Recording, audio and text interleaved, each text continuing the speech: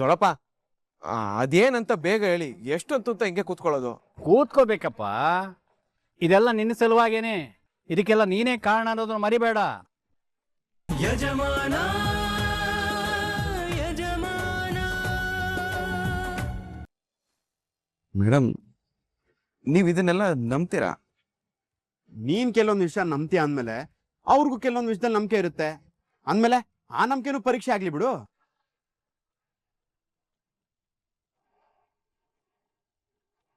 Correct ಆಗಿ ಹೇಳ್ದೆ ತರುಣ್. ಈಗ ಅದ್ಕೆ ಹೇಳೋದನ್ನ ಮಾಡೋದ್ರಿಂದ ತೊಂದ್ರೆ ಏನು? ಟ್ರೈ ಮಾಡೋಣ ಬಿಡು. ಸರಿ, ಏನೋ ಮಾಡಿ. ಸಂಗೀತ, ಹೋಗ್ ಪೆನ್ನು ಪೇಪರ್ ತಗೊಂಡ್ ಬಾ. ಸರಿ ಅತ್ಗೆ.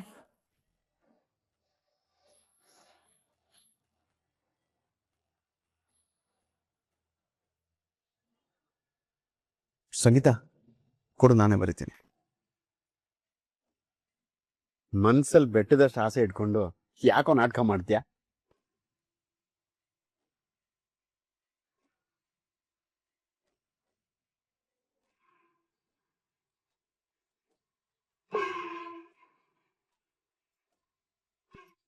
ಸಂಗೀತ, ನೀನೇ ಒಂದ್ ಚೀಟಿ ತೆಗಿ.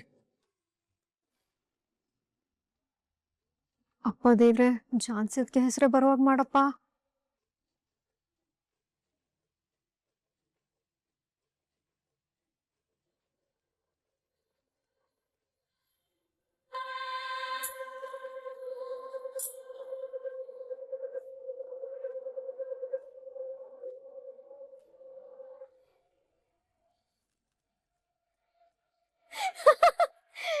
ಜಾನ್ಸಿದ್ಕೆ ಹೆಸರು ಬಂದಿದೆ. ಅದ್ಕೆ ನೀವೇ ಈ ಮನೆ ಸೊಸೆ. ನೋಡ್ತಾ ರಘು, ನಾನು ಹೇಳಿಲ್ವಾ ದೇವ್ರು ನನ್ ಕೈ ಬಿಡಲ್ಲ, ನಾನೇ ಗೆಲ್ಲೋದು ಅಂತ. ಇವಾಗ್ಲು ಇನ್ನು ನಾನೇ ಗೆಲ್ಲೋದು ಅಂತ ಬಂತು ತಾನೆ. ಡೋಂಟ್ ವರಿ ಯಜಮಾನ್ರೆ, ಪ್ರತಿಯೊಬ್ರು ನನಗೆ ಓಟ್ ಹಾಕೋದು, ನಾನೇ ಗೆಲ್ಲೋದು. ನೀನು ಚಿಂತೆ ಬಿಟ್ಟು ನಿಶ್ಚಿಂತೆಯಿಂದ ಇರು. ಇದಕ್ಕೇನ್ ಹೇಳ್ತೀಯಪ್ಪ? ಹೌದು, ಆ ಜ್ಯೋತಿಷ್ಯ ಮಾತನ್ನ ಬಿಟ್ಟು ಝಾನ್ಸಿ ಮೇಡಮ್ ಮಾತನ್ನ ನಂಬೋ. ಆ ದೇವ್ರು ಕೂಡ ಝಾನ್ಸಿನೇ ಗೆಲ್ಲೋದು ಅಂತ ಸೂಚನೆ ಕೊಟ್ಟಾಯ್ತಲ್ಲ. ಅವ್ರ ಹೆಸರೇ ಬರುತ್ತೆ ಅಂತ ನನಗೆ ಮೊದಲೇ ಗೊತ್ತಿತ್ತು ಕಣ. ಅದೇಗೋ ಗೊತ್ತಿತ್ತು? ಯಾಕೆಂದ್ರೆ ಎರಡೂ ಚೀಟಿಲೂ ಝಾನ್ಸಿ ಮೇಡಮ್ ಹೆಸರೇ ಬರ್ತಿದೆ.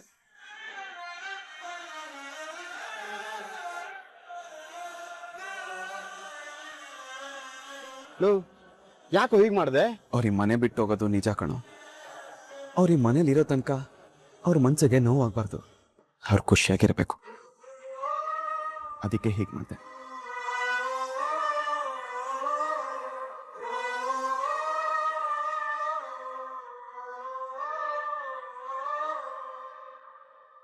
ಅಮ್ಮ ಅಪ್ಪ, ಸೇವೆ ಮಾಡೋ ನೆಪದಲ್ಲಿ ಇಬ್ರು ಸೇರ್ಕೊಂಡು ನನ್ನ ಪ್ರಾಣನೇ ತೆಗೆದು ಬಿಡ್ತಿದ್ರಲ್ಲಿ. ಇವತ್ತೇನಾದ್ರೂ ನಾನು ಸ್ವಲ್ಪ ಎಚ್ಚರ ವಹಿಸದೇ ಇದ್ದಿದ್ರೆ ನಿನ್ನ ಮುತ್ತೈದಿ ತನ್ನನ್ನೇ ಕಿತ್ಕೊಂಡ್ಬಿಡ್ತಿದ್ರು ಅನ್ಸುತ್ತೆ. ಈ ರೀತಿ ಅನಾವಶ್ಯಕವಾಗಿ ದುರುದ್ದೇಶದಿಂದ ಏನೇನೋ ಪ್ಲಾನ್ ಮಾಡಿದ್ರೆ ಹೀಗೆ ಆಗೋದು. ನಿಜ ಕಣೆ, ನಾನು ಏನೋ ಅನ್ಕೊಂಡೆ, ಆದ್ರೆ ಏನೋ ಆಯ್ತು. ಈಗ್ಲೂ ಶಾಖ ಕೊಡಕ್ಕೆ ಅವ್ರಿಬ್ರನ್ನೇ ಕರೀಲಾ? ಬೇಡ ತಾಯಿ, ಆ ಮಹಾತಾಯಿರ ಸವಾಸ ಮಾತ್ರ ಬೇಡ. ಇದೇನ್ರಿ, ಹೀಗ್ ಒಂದೇ ಸೇವೆಗೆ ಹೀಗೆ ಹೇಳ್ಬಿಟ್ರೆ ಹೇಗೆ? ನೀವಿನ್ನೂ ಏನೇನೋ ಸೇವೆ ಮಾಡಿಸ್ಕೋಬೇಕಲ್ವಾ? ಇದೊಂದು ಸೇವೆ ಮಾಡಿ ಅಂದಿದ್ಕೇನೆ ನನಗೆ ಈ ಗತಿ ತಂದು ನಿಲ್ಸಿದ್ದಾರೆ. ಇನ್ನೇನಾದ್ರೂ ಬೇರೆ ಸೇವೆ ಮಾಡಿ ಅಂತ ಹೇಳಿದ್ರೆ ಅಷ್ಟೇ ನನ್ನ ಕತೆ. ಮತ್ತಿವಾಗ ಏನ್ ಮಾಡ್ತೀರಾ? ಈ ಮನೇಲಿ ಇಷ್ಟೆಲ್ಲ ಆಗೋದಕ್ಕೆ, ನಾನೀ ನೋವು ಅನುಭವಿಸೋದಿಕ್ಕೆ ಕಾರಣಕರ್ತನೇ ಆ ರಾಘು ಅಲ್ವಾ? ಅದಕ್ಕೆ ಗಂಡನ ಸೇವೆ ಅಂತೇಳಿ ಅವರಿಬ್ಬರನ್ನು ಅವನ ಕಡೆಗೆ ಟರ್ನ್ ಮಾಡ್ಬಿಡ್ತೀನಿ. ಅವರು ಅವನಿಗೆ ಏನು ಸೇವೆ ಆದ್ರೂ ಮಾಡ್ಕೊಳ್ಳಿ, ಅವ್ರ ಕಾಟನ ಅವನೇ ಅನುಭವಿಸ್ಲಿ. ರೀ, ನಮ್ ರಾಗು ಪಾಪ ಕಣ್ರಿ. ಪಾಪನೂ ಇಲ್ಲ, ಪುಣ್ಯನೂ ಇಲ್ಲ. ಇಷ್ಟೆಲ್ಲ ಅವಾಂತರ ಕಾರಣಕರ್ತ ಆದವನು ಅಷ್ಟು ಅನುಭವಿಸ್ಲಿಲ್ಲ ಅಂದ್ರೆ ಹೇಗೆ ಹೇಳು? ಗಂಡನ ಸೇವೆ ಅನ್ನೋ ಒಂದು ಟಾಸ್ಕ್ ಕೊಟ್ಟು ಆಮೇಲೆ ಫೈನಲ್ ಟಾಸ್ಕ್ ಕೊಟ್ಟು ಇದನ್ನ ಮುಗಿಸ್ಬಿಡ್ತೀನಿ ಕಣೆ. ಏನಾದ್ರೂ ಮಾಡ್ಕೊಳ್ಳಿ, ನಾನು ಏನಾದ್ರೂ ಮಾಡ್ತೀನಿ, ನೀನ್ ಸರಿಯಾಗಿ ಶಾಖ ಕೊಡೆ. ನನಗ್ ಕೊಡಕ್ ಬರಲ್ಲ, ಅವ್ರಿಬ್ರನ್ ಕರಿತೀನಿ, ಅವರೇ ಸರಿಯಾಗಿ ಕೊಡ್ತಾರೆ. ಅಮ್ಮ ಲಲಿತಾದೇವಿ, ನೀನ್ ಶಾಖ ಕೊಡ್ಲಿಲ್ಲ ಅಂದ್ರೂ ಪರವಾಗಿಲ್ಲ, ಮತ್ತೆ ಮತ್ತೆ ಅವರಿಬ್ಬರನ್ನ ಕರಿತೀನಿ ಅಂತ ಮಾತ್ರ ಹೇಳ್ಬೇಡ. ಅವ್ರ ಸೇವೆನ ತಡ್ಕೊಳ್ಳೋ ಶಕ್ತಿ ನನ್ ಕೈಲಿ ಇಲ್ಲ ಕಣೆ. ಮತ್ತೆ ಅಯ್ಯೋ,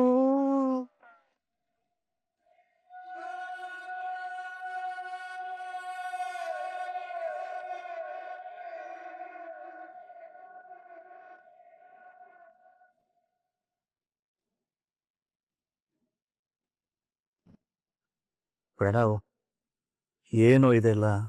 ಯಾಕೆ ಡ್ಯಾಡಿ ಕೇಳ್ತಿದ್ಯಾ? ಕಾಣಿಸ್ತಿಲ್ವಾ? ಅದು ಸೈಟ್ಸು, ಇದು ಡ್ರಿಂಕ್ಸು. ನಾನು ಕೇಳ್ತಾ ಇರೋದು ಇದ್ರ ಬಗ್ಗೆ ಅಲ್ಲ. ಮತ್ತೆ ಯಾವ್ದ್ರ ಬಗ್ಗೆ ಡ್ಯಾಡ್? ಅಲ್ವೋ, ನಿಮ್ಮಮ್ಮ ಮಾಡೋಕೆ ಹೊರಟಿರೋದು ನಿನಗೆ ಸರಿ ಅನ್ನಿಸ್ತಾ ಇದೆಯಾ? ಪಾಪ ಕಣವರು, ನಮ್ಮನ್ನ ನಂಬಿದ್ದಾರೆ. ಸ್ವಂತ ತಂದೆನೇ ನಂಬಿಸಿ ಕತ್ತು ಕುಯ್ಯೋದು ಎಷ್ಟರ ಮಟ್ಟಿಗೆ ಸರಿ? ಡ್ಯಾಡ್, ಮಾಮ್ ಮಾಡಕ್ ಕೊಟ್ಟಿರೋದು 100% ಕರೆಕ್ಟಾಗೇ ಇದೆ. ನಾವು ಜೀವನದಲ್ಲಿ ಬೆಳಿಬೇಕು ಅಂದ್ರೆ ನಮ್ಮವರು ತಮ್ಮವರು ಅನ್ನೋ ಸೆಂಟಿಮೆಂಟ್ನೆಲ್ಲ ಬಿಡಬೇಕು. ನಮ್ಗೇನೋ ಕಮ್ಮಿ ಆಗಿದೆ, ನಾವು ಚೆನ್ನಾಗಿ ಬದುಕ್ತಾ ಇದೀವಲ್ಲ. ಲುಕ್ ಡ್ಯಾಡ್, ಒಬ್ಬ ಮನುಷ್ಯ ಚೆನ್ನಾಗಿರ್ಬೇಕು ಅಂದ್ರೆ ಅವನು ದುಡಿದ್ರೆ ಸಾಕು. ಅದೇ ಮನುಷ್ಯ ಸಂತೋಷವಾಗಿ ಬಿಂದಾಸ್ ಆಗಿರ್ಬೇಕು ಅಂದ್ರೆ 4 ಜನಕ್ಕೆ ಮೋಸ ಮಾಡಿದ್ರು ಅವ್ರನ್ನ ತುಳಿದು ಅದನ್ನೇ ಸ್ಟೆಪ್ ಮಾಡ್ಕೊಂಡ್ ಮೇಲೆ ಬರಬೇಕು. ಅದೇ ಮನುಷ್ಯ ರಾಯಲ್ ಆಗಿ ಲಕ್ಸುರಿಯಸ್ ಆಗಿ ಬದುಕಬೇಕು ಅಂದ್ರೆ ಆ 4 ಜನನ್ನ ಸಾಯಿಸೋದಕ್ಕೂ ಸಿದ್ಧವಾಗಿರ್ಬೇಕು. ಪ್ರಣವ್, ಮನುಷ್ಯನೇ ಮನುಷ್ಯ ಕೊಂದು ಬದುಕೋದು ನಾಗರಿಕತೆ ಅಲ್ಲ ಕಣು. ಅದರಲ್ಲೂ ಸ್ವಂತದವ್ರೇ ಸಾಯಿಸಿ ಸಂತೋಷವಾಗಿ ಬದುಕೋಕೆ ಹೇಗ್ ತಾನೆ ಸಾಧ್ಯ? Dad please stop this. ನೀನ್ ಈ ವೇದಾಂತಗಳು ಸಿದ್ಧಾಂತಗಳು ನಂಬಿ ನನ್ನ ಕೈಯಲ್ಲಿ ಬದುಕಕ್ಕಾಗಲ್ಲ. I think mom is right. ನಾವು ಬೆಳಿಬೇಕು ಅಂದ್ರೆ ನಮ್ಮವರು ತಮ್ಮವರು ಅನ್ನೋದನ್ನ ಬಿಡ್ಬೇಕು. ನಮ್ಮ ಆಸೆ ಆಕಾಂಕ್ಷೆ ಈಡೇರ್ಸೋದಕ್ಕೆ ಅಡ್ಡ ಬರೋರು ಯಾರಾದ್ರೂ ಸರಿ, ಅವ್ರಿಗೆ ಏನ್ ಮಾಡಿದ್ರು ತಪ್ಪಲ್ಲ. ಅದು ಅಪ್ಪ ಆದ್ರೂ ಸರಿ, ಅಮ್ಮ ಆದ್ರೂ ಸರಿ. ಮಕ್ಕಳಿಗೋಸ್ಕರ ಆಸ್ತಿ ಮಾಡದೇ ಇದ್ರೂ ಪರವಾಗಿಲ್ಲ, ಮಕ್ಕಳೇ ಆಸ್ತಿ ಮಾಡಬೇಕು ಅಂತ ದೊಡ್ಡವ್ರು ಹೇಳ್ತಾರೆ. ಆದ್ರೆ ಇಲ್ಲಿ ಅಮ್ಮನೇ ಇವನನ್ನ ತಪ್ಪು ದಾರಿಯಲ್ಲಿ ಕರ್ಕೊಂಡು ಹೋಗ್ತಾ ಇದ್ದಾಳೆ. ಇದು ಎಲ್ಲಿವರೆಗೆ ಹೋಗಿ ನಿಲ್ಲುತ್ತೋ ದೇವರಿಗೆ ಗೊತ್ತು. ತಬ್ಲಾ, ಮಲ್ಲಿ, ನಾಗಾರ್ಜುನ್, ಪ್ರಣವ್ ಬನ್ನಿಲಿ. ತಗೊಳ್ಳಿ.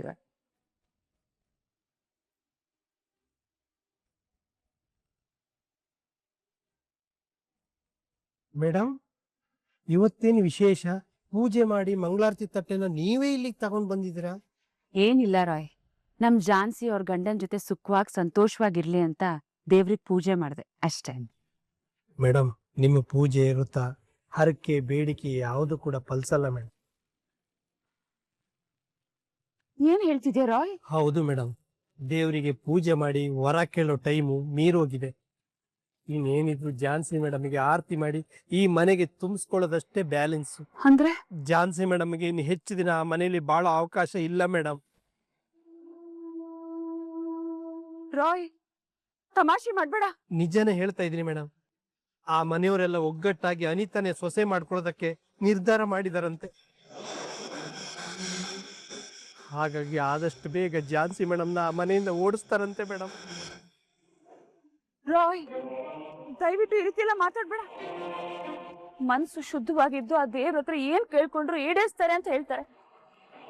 ಆದ್ರೆ ನಾನ್ ಝಾನ್ಸಿಗೋಸ್ಕರ ನಿಸ್ವಾರ್ಥವಾಗಿ ಪೂಜೆ ಮಾಡಿ ಬೇಡ್ಕೊಂಡಿದ್ದೀನಿ. ಮನ್ಸಾರೆ ಝಾನ್ಸಿ ಚೆನ್ನಾಗಿರ್ಬೇಕು ಅಂತ ಪ್ರಾರ್ಥನೆ ಮಾಡಿದ್ದೀನಿ. ಅದನ್ನ ದೇವ್ರು ಕೇಳಿಸ್ಕೊಂಡಿದ್ದಾನೆ.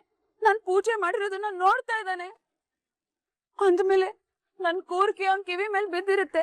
ಖಂಡಿತ ಒಳ್ಳೇದ್ ಮಾಡ್ತಾನೆ. ಝಾನ್ಸಿಗೆಲ್ಲ ಒಳ್ಳೇದಾಗೇ ಆಗುತ್ತೆ. ಝಾನ್ಸಿಯಲ್ಲಿ ನಿಜವಾಗ್ಲೂ ಚೆನ್ನಾಗಿರ್ತಾಳೆ. ಇಲ್ಲ ಮೇಡಮ್, ಕಾಲ ಮಿಂಚೋಗಿದೆ. ಇನ್ನು ಝಾನ್ಸಿ ಮೇಡಮ್ ಜೀವನ ಸರಿ ಹೋಗೋದಕ್ಕೆ ಸಾಧ್ಯನೇ ಇಲ್ಲ.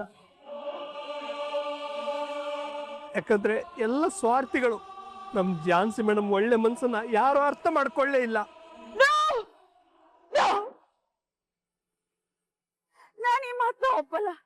ರೋಯ್, ದಯವಿಟ್ಟು ನೀನ್ ಹೇಳ್ತಿರೋದೆಲ್ಲ ಸುಳ್ಳು ಅಂತ ಹೇಳು. ಝಾನ್ಸಿ ಸುಖವಾಗಿದ್ದಾಳೆ, ಸಂತೋಷವಾಗಿ ಬಾಳ್ತಾಳೆ ಅಂತ ಹೇಳು ರಾಯ್. ಆ ಸಂತೋಷ ಸಮಾಧಿ ಸೇರಾಯ್ತು ಮೇಡಮ್. ಅವ್ರ ಆ ಮನೆ ಬಿಡೋ ಸಮಯ ಹತ್ರ ಬಂದಾಯ್ತು.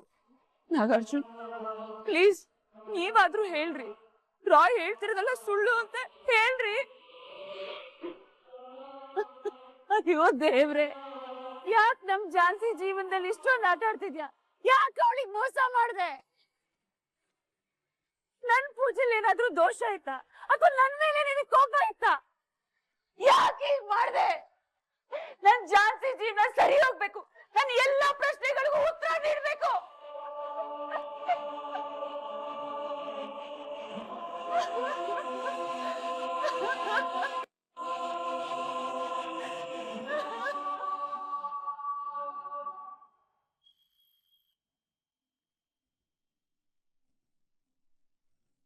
ದೊಡಪ್ಪ ಅದೇನಂತ ಬೇಗ ಹೇಳಿ, ಎಷ್ಟೊತ್ತು ಅಂತ ಹಿಂಗೆ ಕೂತ್ಕೊಳ್ಳೋದು?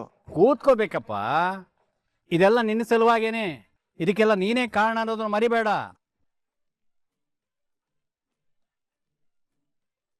ಭಾವ ಇದೆಲ್ಲ ಯಾಕೆ, ನೇರವಾಗಿ ವಿಷಯಕ್ಕೆ ಬಂದ್ಬಿಡಿ.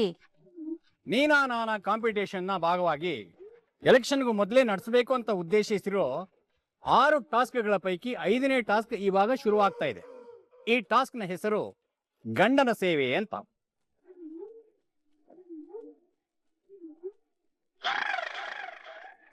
ಗಂಡನ್ ಸೇವೆನಾ? ಹಾಗಂದ್ರೆ ನೋಡಿ, ನಿಮ್ಮಿಬ್ಬರಲ್ಲಿ ಯಾರನ್ನ ಆಯ್ಕೆ ಮಾಡಿದ್ರು ಕೊನೆವರೆಗೂ ಬಾಳಿ ಬದುಕಬೇಕಾದವನು ರಾಘು. ಸೊ ಮದುವೆ ಆದ್ಮೇಲೆ ನೀವು ಅವನ್ನ ಹೇಗೆ ನೋಡ್ಕೋತೀರಾ, ಗಂಡನ ಸೇವೆ ಹೇಗೆ ಮಾಡ್ತೀರಾ ಅಂತ ತಿಳ್ಕೊಳ್ಳೋದಕ್ಕೇನೆ ಈ ಟಾಸ್ಕ್. ಹಾಗಿದ್ರೆ ನಾವ್ ಇವಾಗ ಏನ್ ಮಾಡ್ಬೇಕು ದೊಡ್ಡ ಮಾವ? ಇವತ್ತು ನೀವು ರಾಘುಗೆ ಹಲವಾರು ಸೇವೆಗಳನ್ನು ಮಾಡ್ತೀರಾ. ಎಷ್ಟು ಚೆನ್ನಾಗಿ ಮಾಡಿದ್ರು ನಾನು ಯಾರ ಜೊತೆ ಬದುಕಿದ್ರೆ ಚೆನ್ನಾಗಿರ್ತೀನಿ, ನನ್ನ ಜೀವನ ಚೆನ್ನಾಗಿರುತ್ತೆ ಅಂತ ನಿರ್ಧಾರ ಮಾಡಬೇಕಾಗಿರೋನು ರಾಘು. ಈ ಟಾಸ್ಕ್ ಅಲ್ಲಿ ಯಾರು ಗೆಲ್ತಾರೆ ಅನ್ನೋ ತೀರ್ಪು ಕೂಡ ಇವನೇ ಕೊಡ್ತಾನೆ.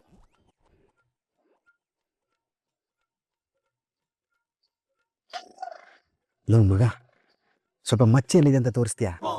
ಯಾಕೆಂದ್ರೆ ಕದ್ದು ಮುಚ್ಚಿ ಸಂಸಾರ ಮಾಡೋರೆ ಸೇವೆ ಮಾಡಿಸ್ಕೊಳ್ಳೋದು ಕಷ್ಟ.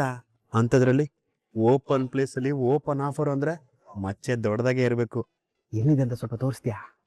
ದೇವ್ರು, ನೋವಿಗೆ ಬಾಯಿಲ್ಲ, ಅದನ್ನ ಅನ್ಭವಿಸ್ತಿರೋ ನನಗೆ ಮಾತ್ರ ಗೊತ್ತು. ಮಜಾ ತಗೊಳಕ್ ಸಿದ್ಧವಾಗಿ ಕೂತಿದ್ರು, ನೀನ್ ನಾಟಕ ಮಾಡ್ತಿದ್ದೆ ಅಂತ ನನಗೆ ಗೊತ್ತು. Enjoy enjoy. ಈ ಟಾಸ್ಕ್ ನ ಮೊದಲನೇ ಭಾಗವಾಗಿ ನೀವು ರಾಘುಗೆ ಎಣ್ಣೆ ಸ್ನಾನ ಮಾಡಿಸ್ಬೇಕು. ಅಂದ್ರೆ ದೊಡ್ಡ ಮಾವ ಎಣ್ಣೆಲೆ ಸ್ನಾನ ಮಾಡಿಸ್ಬೇಕಾ? ತಾಯೇ, ಎಣ್ಣೆ ಸ್ನಾನ ಅಂದ್ರೆ ಎಣ್ಣೆನಲ್ಲೇ ಸ್ನಾನ ಮಾಡಿಸೋದಲ್ಲ, ಅವನ ಕೈ, ಮೈ, ಮುಖ, ತಲೆಗೆಲ್ಲ ಎಣ್ಣೆ ಹಚ್ಚಬೇಕು. ಅಂದ್ರೆ ಈ ಎಣ್ಣೆ ಮಸಾಜ್ ಅಂತಾರಲ್ಲ, ಅದನ್ನ ಮಾಡ್ಬೇಕು. ಓ ಅದಾ, ನನ್ಗೆ ಈಗ ಅರ್ಥ ಆಯ್ತು ದೊಡ್ಡ ಮಾವ. ಆಮೇಲೆ ಅಲ್ಲಿ ಉರಿತಾ ಇರೋ ಹಂಡೆ ಒಲೆನಲ್ಲಿ ಕಾದ ನೀರಿಂದ ಸ್ನಾನ ಮಾಡಿಸ್ಬೇಕು. ಆಮೇಲೆ ನೀವೇ ನಿಮ್ಮ ಕೈಯಾರ ಅವನಿಗೆ ಊಟ ಮಾಡಿಸ್ಬೇಕು. ಅರ್ಥ ಆಯ್ತಾ? ಅನಿತಾ, ನಿನಗೇನಾದ್ರೂ ಡೌಟ್ ಇದ್ರೆ ಕೇಳಮ್ಮ. ಇಲ್ಲ ಮಾವ, ನಂಗೆ ಇದ್ರ ಬಗ್ಗೆ ಚೆನ್ನಾಗ್ ಗೊತ್ತು. ಗೊತ್ತಿಲ್ಲದೆ ಇರೋರ್ನ ಬೇಕಾದ್ರೆ ಕೇಳಿ. ನಾನೇನ್ ನನ್ಗೆಲ್ಲ ಗೊತ್ತು ಅಂತ ಜಂಬ ಕೊಚ್ಕೊಳ್ಳೋದಿಲ್ಲ. ಗೊತ್ತಿಲ್ಲದೆ ಇರೋದನ್ನ ಕೇಳಿ ತಿಳ್ಕೊಳ್ತೀನಿ. ಹಾಗೆ ಪ್ರಾಮಾಣಿಕವಾಗಿ ಮಾಡೋ ಪ್ರಯತ್ನನೂ ಮಾಡ್ತೀನಿ. ಬೇರೆಯವ್ರ ತರ ಗೆಲ್ಲೋದಕ್ಕೆ ಕಳ್ಮಾರ್ಗ ಹುಡ್ಕಲ್ಲ ಅಂತ ಹೇಳಿ ದೊಡ್ಡ ಮಾವ. ಇವಳು ಹೇಳ್ತಾ ಇರೋದು ನನ್ಗೇನೆ. ಹೀಗೆಲ್ಲ ಮಾತಾಡಿದ್ರೆ ಸರಿ ಇರಲ್ಲ ಅಂತ ಹೇಳಿ ದೊಡ್ಡ ಮಾವ. ಕುಂಬಳಕಾಯಿ ಕಳ್ಳ ಅಂದ್ರೆ ಯಾಕೆ ಹೆಗಲ್ಮುಟ್ ನೋಡ್ಕೊಳ್ಬೇಕು ಅಂತ ಕೇಳಿ ದೊಡ್ಡ ಮಾವ. ಅಯ್ಯೋ, ಸ್ವಲ್ಪ ಸುಮ್ನಿರ್ತೀರ ನೀವು? ಇವಳು ನನ್ನ ಕಳ್ಳಿ ಅಂದ್ರೆ ನಾನ್ ಹೇಗ್ ಸುಮ್ನಿರಕ್ಕಾಗುತ್ತೆ ಹೇಳಿ ದೊಡ್ಡ ಮಾವ. ಅವಳೇನಾದ್ರೂ ಮಾತಾಡ್ಕೊಳ್ಳಿ ಬಿಡಮ್ಮ. ಎಲ್ಲಾ ಟಾಸ್ಕಲ್ಲೂ ನೀನೇ ಗೆಲ್ತಾ ಇದೀಯಲ್ಲ, ಅದಕ್ಕೆ ಹೊಟ್ಟೆ ಉರಿಯಲ್ಲ ಹಾಗೆಲ್ಲ ಮಾತಾಡ್ತಾಳೆ. ಅವಳ ಮಾತಿನ ಕಡೆ ನೀನ್ ತಲೆ ಕೆಡಿಸ್ಕೋಬೇಡ. ನೀನು ಟಾಸ್ಕ್ ಅಲ್ಲಿ ಹೇಗೆ ಗೆಲ್ಬೇಕು ಅನ್ನೋದ್ರ ಬಗ್ಗೆ ಮಾತ್ರ ಯೋಚನೆ ಮಾಡು. ಸರಿ ದೊಡ್ಡ ಮಾವ, ನಾನ್ ನಿಮ್ ಮಾತಿಗೆ ಬೆಲೆ ಕೊಟ್ಟು ಸುಮ್ನಾಗ್ತಿದೀನಿ ಅಷ್ಟೇ. ನಾನು ಅಷ್ಟೇ, ಹಿರಿಯರಿಗೆ ಗೌರವ ಕೊಡ್ಬೇಕು ಅಂತ ಸೈಲೆಂಟ್ ಆಗಿದ್ದೀನಿ ಅಷ್ಟೇ. ಸದ್ಯ ಇಬ್ರು ಹಿರಿಯರಿಗೆ ಗೌರವ ಕೊಡಬೇಕು ಅಂತ ಹೇಳಿದ್ರಲ್ಲ, ಅದು ನಮ್ ಪುಣ್ಯ. ಈಗ ಟಾಸ್ಕ್ ಕಡೆ ಗಮನ ಕೊಡೋಣ. ಈಗ ನಿಮ್ಮ ಎಣ್ಣೆ ಮಜ್ಜನದ ಕಾರ್ಯಕ್ರಮನ ಶುರು ಹಚ್ಕೊಳ್ಳಿ. ಏಯ್, ಈ ಕಡೆ ನಂದು, ನೀನೇನಾದ್ರೂ ಈ ಕಡೆ ಬಂದ್ರೆ ಸರಿ ಇರಲ್ಲ.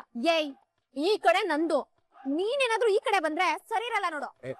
ಹಲೋ ಹಲೋ, ಎರಡು ಕಡೆ ನಂದೇ ಬಾಡಿ. ನೀವಿಬ್ರು ಸಮಾಧಾನವಾಗಿ ನಿಧಾನಕ್ಕೆ ಎಣ್ಣೆ ಹಚ್ಚಿ.